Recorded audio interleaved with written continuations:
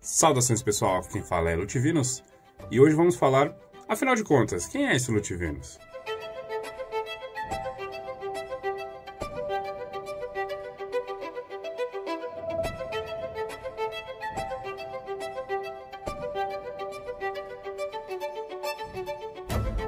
Hoje eu quero falar um pouco sobre quem é o Lutivinus, né? Quem sou.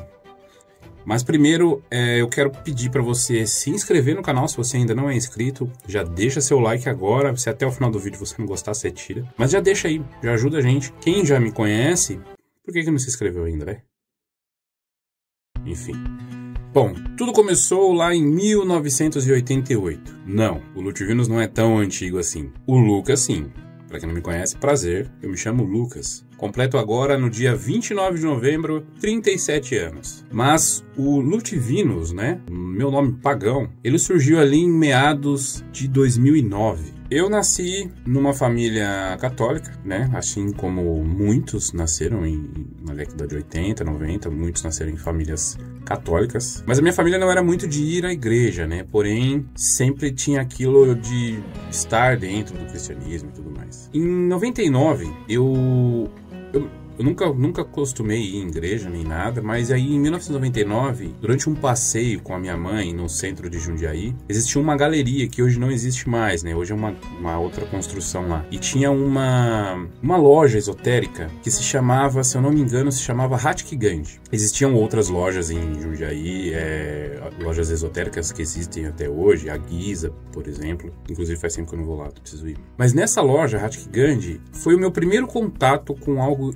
esotérico, com algo que tivesse a ver com a magia. Porém, nunca olhei isso como uma forma de cultuar nem nada, porque, né, lembrando, minha família era católica. Mas aí, não sei também porque minha mãe acabou passando por lá, a gente só passou na frente da loja e tudo. E eu me encantei com uma estatueta de um mago. Era um mago cervejeiro, né?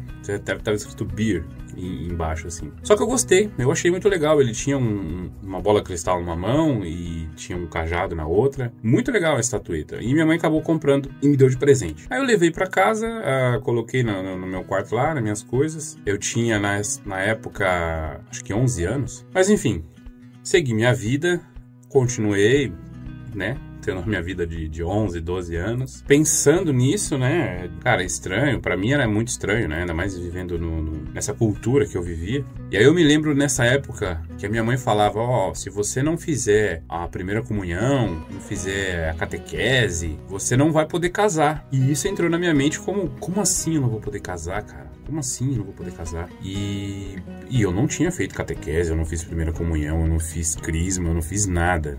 Nada disso. Eu só fui batizado lá com 6 meses de idade, porque era uma tradição, né, do cristianismo. E aí eu entrei em choque, cara. Como assim eu não vou poder casar? E spoiler, sim, eu casei. Não na igreja, mas no civil, né? Casei, fiquei 13 anos com uma pessoa. Hoje eu sou divorciado, mas casei. Mas aí então, naquela época, eu pensando em não poder casar, eu comecei a participar de um grupo jovem lá da Igreja Católica, né? E foi o começo do fim. Ali foi a minha desilusão total, porque eu comecei a participar mais de reuniões deles, participar mais, né, ativamente, assim, da igreja. E eu comecei a perceber que eu não tinha um desenvolvimento espiritual, um desenvolvimento pessoal. Era uma crença baseado no medo, sabe? Então, tudo você pode se ferrar por isso, tudo você não é nada, tá? Você não é nada lá. Você simplesmente fica à mercê do medo. Pela minha visão, tá? Minha visão. Porque lá tudo é pecado, tudo você pode estar fazendo errado. E eu não via eu fazendo parte de nada. Porque eu ia até lá, eu sentava e eu via, depois ia embora. Só que aí nesse grupo de jovens, né? Nesse grupo de jovens, se chamava Matraque. Eu participei mais ativamente também. E nas reuniões, né? Eu toco bateria, sempre gostei de bateria. E lá tinha a banda, né? Então eu tava mais interessado em querer tocar com eles do que ir mesmo nos encontros, que eu já vi que não era pra mim. Nunca consegui tocar, nunca me deixaram tocar lá, porque já tinha lá a panela deles. irrelevante também. Mas aí eu via que o que era falado nessas reuniões, acabavam as reuniões pra fora de lá, tipo, os jovens, as pessoas faziam totalmente o contrário, cara. Eles não estavam preocupados com o que foi pregado lá dentro. Só que aí teve um dia que foi o meu estopim. Foi uma mulher lá dar o testemunho dela sobre ela estar vendendo a alma dela ao diabo porque ela estava ouvindo rock. E aí nisso eu pensando sabe, comigo mesmo assim, eu falei, cara, o que eu tô fazendo aqui? O que eu estou fazendo aqui? A minha prima, né, que participava desse grupo também, sabia que eu gostava de rock. Quando a mulher falou isso, a minha prima já olhou pra mim assim e só fez assim, tipo, fala nada. Aí eu fiz assim pra ela. Não vou falar. Aí a mulher falou das bandas, que ela só gostava do som, mas nunca foi atrás das letras, e que as letras, quando ela foi pesquisar, diziam que ela estava vendendo a alma pro diabo, que ela estava oferecendo coisas ao demônio e que ia matar a família. Eu falei, cara, que banda que ela está ouvindo, que eu não sei. Aí ela citou algumas bandas lá, como Led Zeppelin, e outras bandas lá, que eu não quero... É relevante também. Eu lembro mais do Led Zeppelin que ela falou. Respirei, aproveitei uma pausa mais longa que ela fez lá, só levantei e saí. Todo mundo ficou olhando e tal, não causei nada, só levantei e saí. Depois vieram me procurar lá, eu falei, cara, desculpa, não é pra mim, não faz sentido essa crença, não faz sentido o que vocês se reúnem aí, não faz sentido eu estar aqui. Agradeço, né, pelo tempo que eu tava aí, mas não é pra mim. Mas aí, em 2001, foi quando eu lembrei, né, do Mago Beer lá, e eu comecei a ver mais algumas coisas, só que eu não tinha acesso a nada.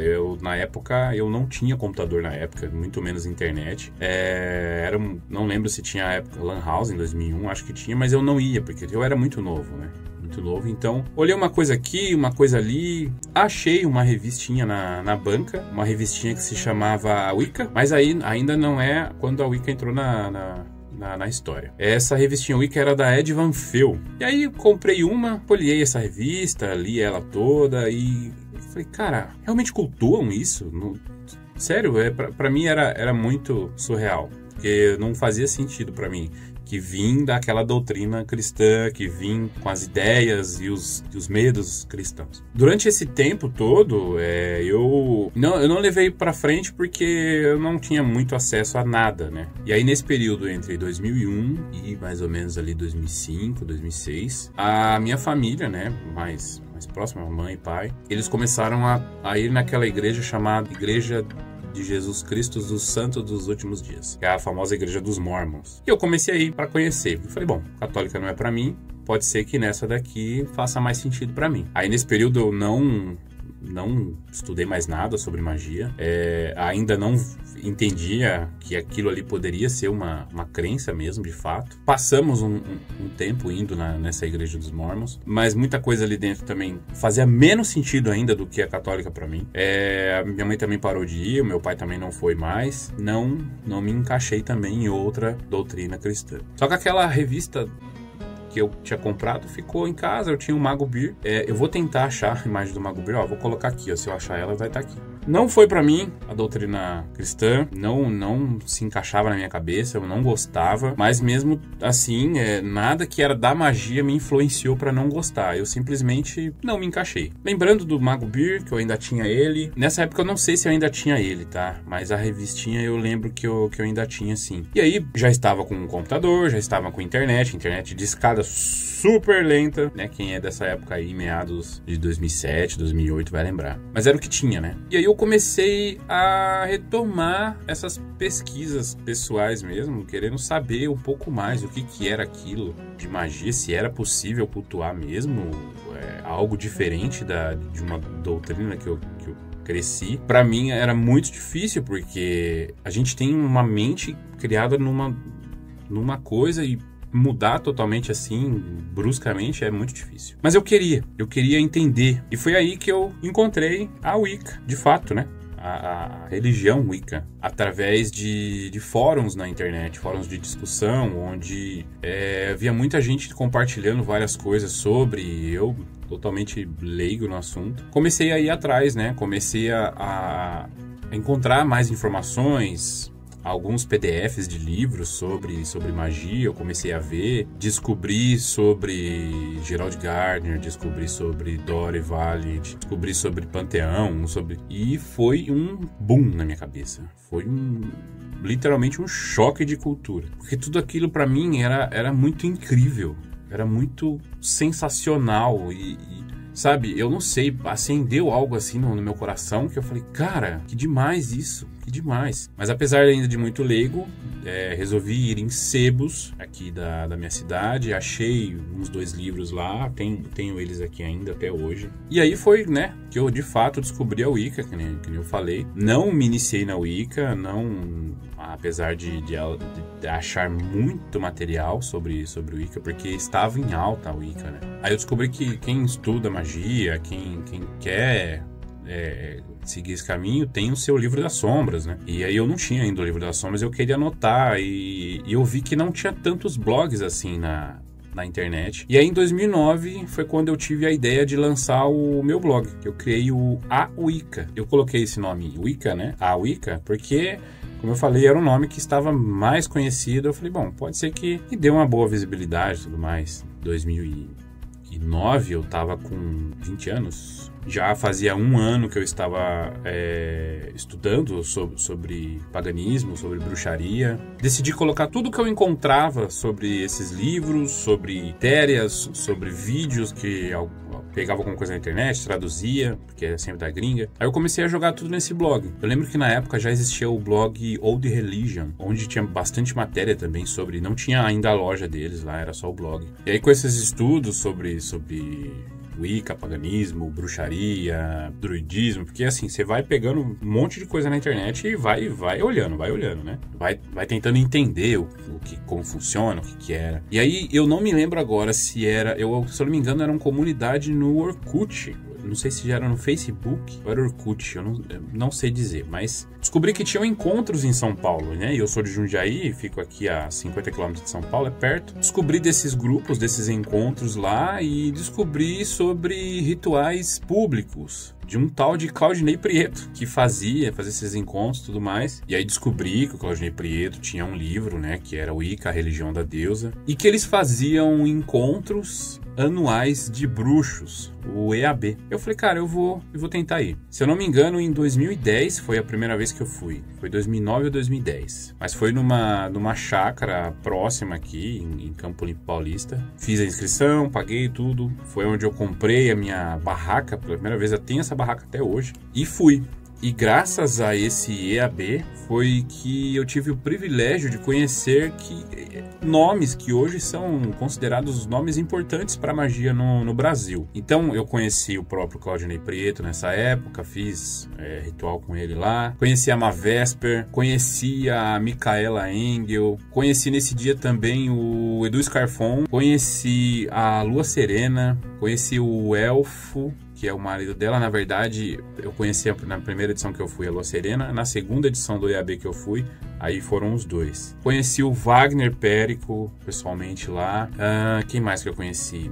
Teve a Cláudia Howe também. Eu conheci o Tyr e a esposa dele, a Luanin, que deram palestras bem legais, né, nesse dia. Então são nomes, assim, muito importantes hoje, né? Pelo menos eu considero muito importantes, apesar de eu não ser da Wicca e tudo mais. Eu sou da bruxaria, sim, mas não sigo pela Wicca. Mas, querendo ou não, cara, são nomes muito importantes no Brasil. Pô, Micaela Engel foi a primeira a criar uma apostila, não vou dizer uma apostila, mas um documento que dizia coisas sobre a bruxaria, sobre o paganismo no Brasil, cara. Ela foi a primeira, acho que, a publicar. A Mavesper é um grande nome lá em Brasília, né? Que ela organiza lá o BBB, que eu acho que é Bruxos Brasileiro em Brasília. O próprio Claudinei, que tem vários livros escritos sobre religião. Tem lá o Museu da Bruxaria em São Paulo, faz grandes eventos como a Mystic Fair e tudo mais. A Lua Serena, que tem lá o Instituto Mãe Terra. A Lua Serena e o Elfo, que faz trabalhos incríveis. Eu, inclusive, acompanho ela todo dia no Instagram. E aí, nisso, era um caminho já sem volta. Pra mim, foi um contato tão legal que eu falei, cara, é aqui. É aqui que eu me encontrei, é aqui que eu pertenço. Ao paganismo, à bruxaria. Não tive dúvidas. Você sabe quando você não tem dúvidas, quando aquilo abriu a minha mente. E aí depois desses 2 EABs que eu fui, né? Eu acho que, se eu não me engano, foi 2010 e 2011, ou 2009, 2010, foi algo assim. De lá em diante, eu comecei a ir em encontros em São Paulo, em rituais públicos que faziam lá no Ibirapuera. Tinham encontros de estudo também lá na Praça Trianon, se eu não me engano. Eu não vou lembrar o nome da praça, mas tinha lá a praça, os encontros na praça.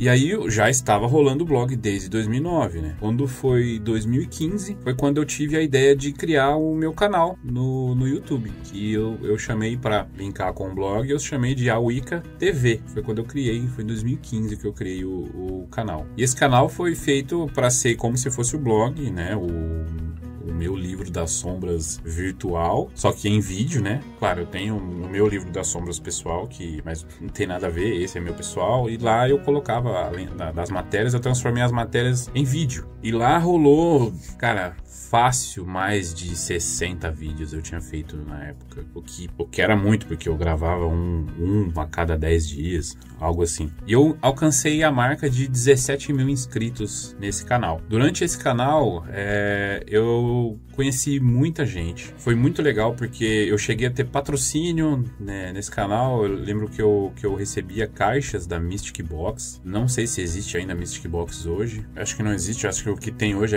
existe uma Mystic Box hoje, mas não é a mesma que eu recebi. Eu recebia coisas sobre bruxaria mesmo. Eram vários itens numa caixa temática, né? E aí uma das pessoas que eu conheci nessa época foi a Arya, onde a gente fez uma amizade muito boa, que passávamos madrugadas adentro conversando sobre bruxaria. Era eu e a minha ex-esposa, ela e o ex-esposo dela, né? Nós passávamos madrugada conversando, assim como eu falei no primeiro vídeo. E acabou rendendo o nosso encontro aqui em Jundiaí, que a gente resolveu chamar de ERB, que era o Encontro Regional de Bruxos. Tivemos 3 edições com esse nome, começou a reunir bastante gente. Bastante assim, considere 10, 12 pessoas. E aí, eu não sei porque a gente chegou em mudar de nome, mas decidimos não usar o ERB. Acho que existia algum outro encontro em outro lugar lá. E chamamos de Jundiaí Pagão, que foi aí onde começou o Jundiaí Pagão, né? Já na 4ª edição, no 4º encontro do ERB, então o Jundiaí Pagão teve 17 encontros, mais os 3 do ERB, né? Depois desses 17 encontros, ainda do Jundiaí Pagão, teve o Retiro Pagão, que foi o retiro do Jundiaí Pagão, onde a gente juntou mais de 40 pessoas numa chácara. E aí foram 3 dias de evento, né? Dormindo lá, com rituais, com palestras, com muitas outras coisas, comida, bebida, festa, fantasia, teve tudo. Porque foi na época do Samhain, né? Então nós já ligamos a uma festa de Halloween. E com a ideia do Retiro Pagão, que deu muito certo. No caso, a Arya não estava mais com a gente, né?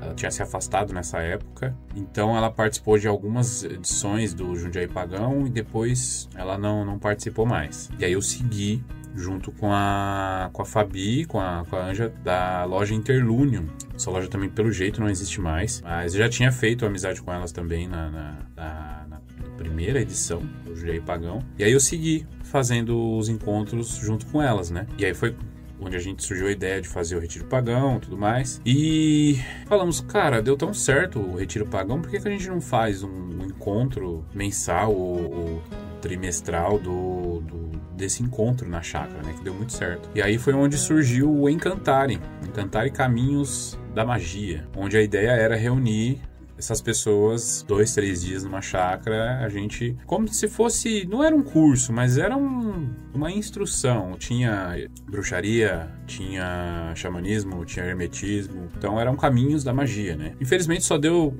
uma edição, o Encantare, depois começou a época de eleição e tudo mais, aí acabou não acontecendo mais. Mas foi muito legal, tem algumas fotos dessa época e boas lembranças. Aí foi o fim de um ciclo, porque não aconteceram mais encontros do Encantare, não aconteceram mais encontros do Jundiaí Pagão. O Jundiaí Pagão, ele existe ainda hoje, mas por enquanto ele é só um grupo no WhatsApp, onde a gente troca ideia. Existe a página dele no Instagram também, existe no Facebook também, mas não aconteceram mais encontros, né? Mas quem sabe? Bom, como eu falei, foi o fim de um ciclo. Aconteceram várias coisas na minha vida, várias dispersões. Eu fiquei um pouco no hiato aí de estudo sobre magia e tudo mais. Também teve a pandemia, né? O começo da pandemia ali. E aí resolvi deletar o canal, resolvi deletar o blog. Não sei, não deveria ter deletado, mas aconteceu. Me deu aí uns 5 minutos, eu decidi deletar tudo, não queria mais. Tava bem estressado. Foi quando eu deletei o canal e o blog. E aí passou 2020, 2021, 2022, 2023, 2024... E eu nesse ato, né, claro, nunca mudei de ideia. Aí em 2024 me divorciei, foi de novo o início de um novo ciclo, uma nova vida e tudo mais. E em 2024 mesmo, retornei os estudos, retornei as práticas, retornei a ir em encontros, eventos sobre paganismo e bruxaria. E cara, foi muito legal, porque eu revi gente daquela época, eu revi amigos daquela época. Foi uma troca de energia muito boa. Foi em 2024, onde eu revi também lá a Gabi Violeta, onde ela falou, cara, por que você não volta a gravar e tudo mais? Era muito legal. A Gabi, ela começou meio que na mesma época quando eu criei o primeiro canal lá, mas ela continuou, tá aí firme e forte, vários vídeos, muitos seguidores, tá sensacional os vídeos dela. Enfim, aí eu falei, cara, por que não, né? Quero voltar, eu acho que vale a pena, eu acho que eu preciso disso de novo, sabe? Aí foi também quando eu reencontrei a Arian. Então assim, tudo foi a favor de eu retomar as gravações dos vídeos, montar um canal de novo, que foi onde eu comecei esse canal de novo. Então, meu contato com a bruxaria veio de tudo isso. O meu primeiro contato foi em 1999, muito superficial. Em 2001 retomei e de lá pra cá comecei, tô aí até hoje. Tô aqui com o canal de novo, do zero, mas firme e forte, vamos embora, né? Nessa nova jornada. Espero muito continuar com vocês aqui, espero que vocês tenham gostado. Hoje eu não sou mais um bruxo solitário, hoje eu tenho o meu coven. Claro que tem muitos detalhes, muitas coisinhas no meio dessa história aí que eu acabei não falando, mas o principal foi isso. Ah, e claro, né? Lutivinos. De onde surgiu o Lutivinos? Lutivinos surgiu logo no primeiro encontro anual dos bruxos que eu fui, né? Que eu descobri sobre nome pagão e tudo mais. E aí foi na época que surgiu, desde 2010. Vou considerar 2010, para arredondar. Então, o Lutivinos mesmo, ele existe desde 2010 para cá. Bom, gente, é isso. É um pouquinho, bem resumido, sobre a minha história na magia aí, como que eu conheci. Tenho mais algumas coisas para contar, eu vim lembrando aí no meio do caminho, sobre iniciação, sobre auto-iniciação, sobre várias outras coisas vertentes, que caminho eu segui, que livros eu acho importante e tudo mais. Eu vou ver se eu deixo nesse vídeo todos os links das pessoas que eu citei aqui. Eu já peço, por favor, se você apareceu em alguma foto aqui no vídeo e não quer aparecer, ou por algum motivo não autoriza, me fala, tá? Me fala que eu retiro, que eu dou um jeito de retirar. Mas saiba que eu coloquei vocês aqui porque, de alguma forma, vocês foram muito importantes pra mim. Vocês fizeram parte da minha história e eu acho isso muito legal, muito incrível. E saiba que, em momento nenhum, eu quis prejudicar ninguém. Eu queria saber qual que foi o seu início na bruxaria, como que você conheceu. Deixa aqui no comentário, eu vou ler todos, prometo que eu leio todos. Mais uma vez, peço que se inscreva no canal, deixa o like. Aquele primeiro like que você deixou lá, mantenha aí, deixa ele aí. Relaxa. Gente, eu vou ficando por aqui. Até mais.